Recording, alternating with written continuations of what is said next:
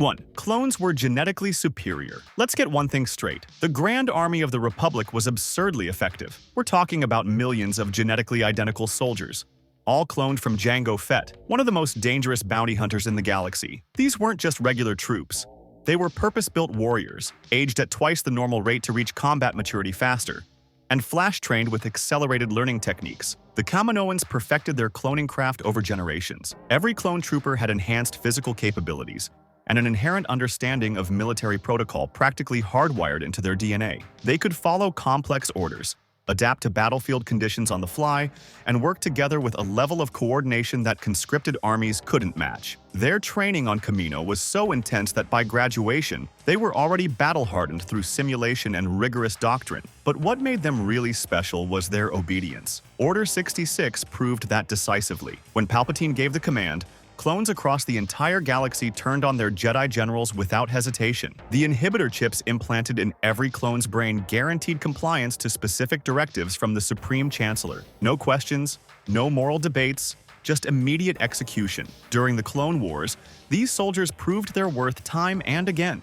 They defended Kamino from a massive separatist invasion in 21 BBY, fought through the brutal Battle of Umbara, and held the line on countless worlds from the frozen wastes of Ordo Plutonia to the shadowy forests of Felucia. Commanders like Cody, Rex, Wolf, and Bly became legends, showing that clones weren't just cannon fodder. They were elite warriors capable of strategic thinking and tactical brilliance. The Battle of Umbara is particularly telling. Despite facing a treacherous Jedi commander in Pong Krell who deliberately used suicidal tactics, clone troopers like Fives and Jesse still managed to capture an Umbaran airbase through improvisation and courage, demonstrating that their effectiveness went beyond mere programming. So why would the newly formed Empire discard this perfect military machine? The answer reveals Palpatine's true genius and his paranoia. 2. The Imperial transition begins. When Palpatine declared himself Emperor, he didn't suddenly flip a switch and get a new army. Initially, clone troopers were the Imperial Stormtroopers. If you look at the Empire's earliest days in sources like the Bad Batch,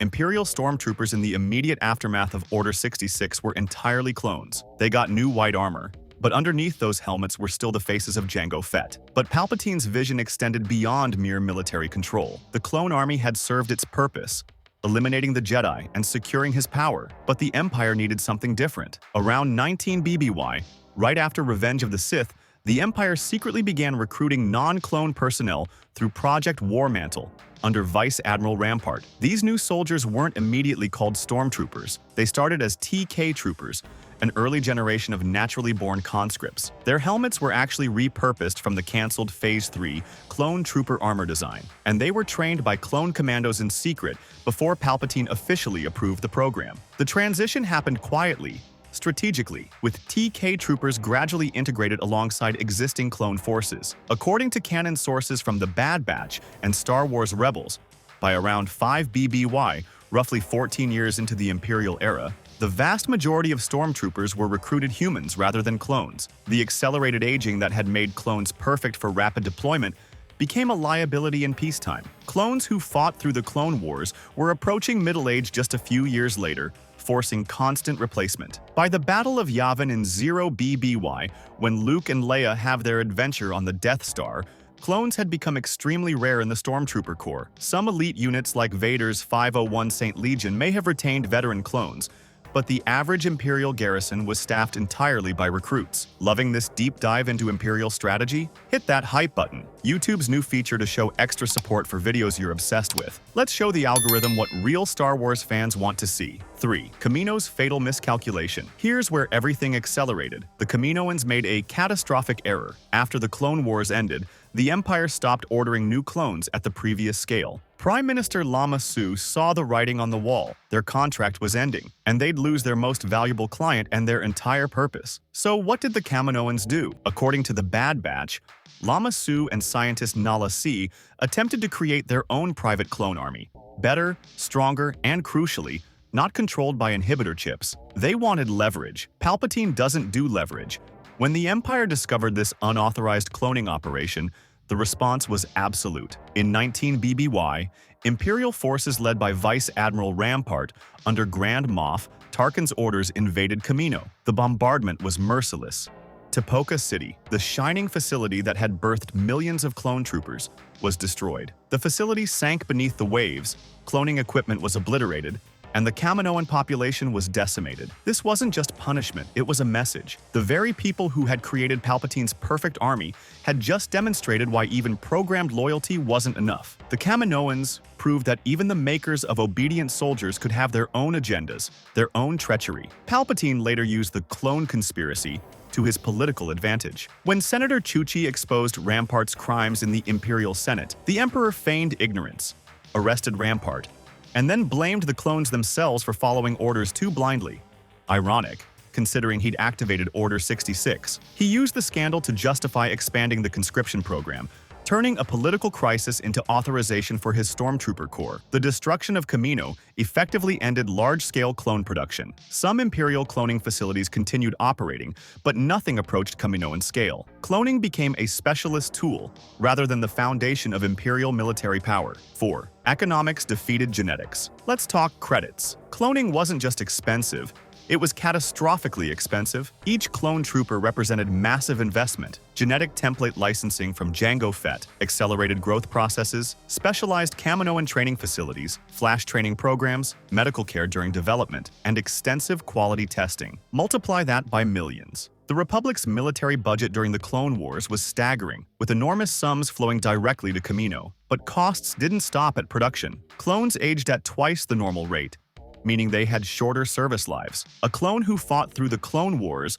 was approaching middle age within a few years of the Empire's formation. This accelerated aging was perfect for rapidly building an army, but meant constant replacement cycles. Here's the financial nightmare. Maintaining a clone-based military meant perpetually paying the Kaminoans for new batches, perpetually training replacements, and perpetually depending on a single point of failure supply chain. When Kamino was destroyed, the entire system collapsed. Recruited stormtroopers, by contrast, cost almost nothing to acquire. The Empire could conscript citizens from thousands of worlds, implement mandatory service requirements, recruit from Imperial academies scattered across the galaxy, or offer military service as economic opportunity in impoverished systems. The recruitment infrastructure essentially paid for itself. Training facilities didn't need to be on one water world. The Empire built academies on Karita, Coruscant, Arcanis, and dozens of other worlds. This distributed system was more resilient, harder to sabotage, and significantly cheaper. Sure, the training wasn't as sophisticated as Kaminoan flash training, but it was good enough, and good enough at a fraction of the cost is compelling business. 5. Ideology versus programming. Here's Palpatine's masterstroke, and it's brilliantly sinister. Clones represented programmed loyalty. Those inhibitor chips guaranteed obedience, but they also meant clones followed orders because they literally couldn't do otherwise. That's not true loyalty. That's biological compulsion. Palpatine understood something fundamental. Real control comes from willing submission, not forced compliance. He wanted an empire where humans chose to serve, where they believed in the Imperial cause, where they saw service as honorable and the Emperor as legitimate. You can't build ideological foundations with test tube soldiers who never had a choice. Stormtroopers became symbols of Imperial ideology. They were recruited from thousands of different worlds, yet all wore identical armor that stripped away individuality. The message was clear. In the Empire, your homeworld doesn't matter, your background doesn't matter. Only service to the Emperor matters. This was propaganda perfection. The Imperial Academy system served dual purposes: training soldiers and indoctrinating them. Cadets learned heavily edited Imperial history, Imperial values, and unwavering loyalty to Palpatine's vision. They were taught the Jedi were traitors. The Empire brought order to chaos, and dissent meant treason. By graduation, they didn't just follow orders.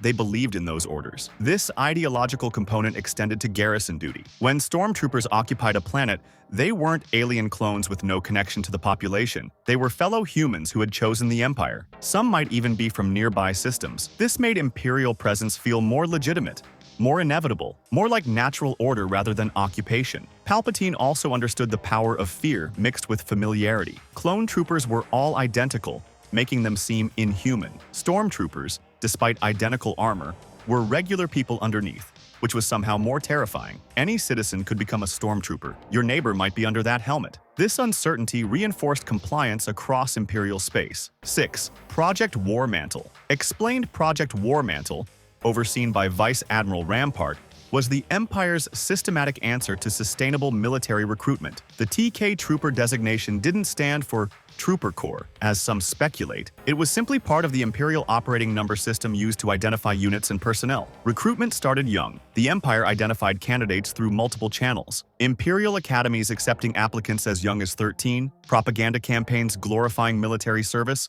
and mandatory conscription on some worlds. The most prestigious academies, like those on Coruscant and Carida, became stepping stones to elite military positions. The selection process was rigorous. Candidates underwent physical testing, psychological evaluation, ideological screening, and initial training before even being considered for Stormtrooper training. The Empire wanted soldiers who were fit, obedient, and true believers. Stormtrooper training was brutal. Trainees underwent months of intensive conditioning, physical training, weapons proficiency, combat tactics, and psychological programming. The training deliberately broke down individuality. Trainees were referred to by number, taught that their identity existed only as part of the unit. The armor itself served multiple purposes. The distinctive white plastoid plating included environmental controls, communication systems, and heads-up displays. More importantly, it was standardized. Unlike clone armor, which had been customized by units during the Clone Wars, Stormtrooper armor was identical, reinforcing uniformity. Different specialized units emerged: Scout Troopers for reconnaissance, Snow Troopers for cold environments, Sand Troopers for deserts, and eventually the elite Death Troopers serving Imperial intelligence. This specialization allowed appropriate deployment while maintaining core Stormtrooper identity. As shown in the Bad Batch, TK Troopers first proved themselves on Onderon, wiping out Saw Gerrera's fighters and civilians, the same mission Clone Force 99 had refused. This success convinced Tarkin to expand the program, establishing secret training facilities like the one on Daro that produced the first 1,000 non-clone Stormtroopers. 7. The quality problem. Let's address it. Stormtroopers were demonstrably less effective than clones. The jokes about Stormtrooper accuracy are legendary, and while exaggerated, there's real truth underneath. Clones were genetically engineered for enhanced reflexes, strength, and coordination. They had Jango Fett's combat instincts coded into their DNA. Stormtroopers were regular people in armor. No enhancements, no flash training, just standard military instruction. The skill gap was massive. During the Clone Wars, clones could match battle droids despite inferior numbers. They executed complex maneuvers and showed genuine tactical innovation. Watch the defense of Kamino or the Umbara campaign. These were elite soldiers, not mindless drones. Stormtroopers struggled with basic tasks. In A New Hope, they couldn't hit protagonists in open corridors. In Return of the Jedi, Ewoks with primitive weapons defeated them. In Rebels, small rebel crews repeatedly outmaneuvered entire garrisons. The decline was sharp and undeniable. Training duration explains much of this. Clones trained their entire accelerated lives,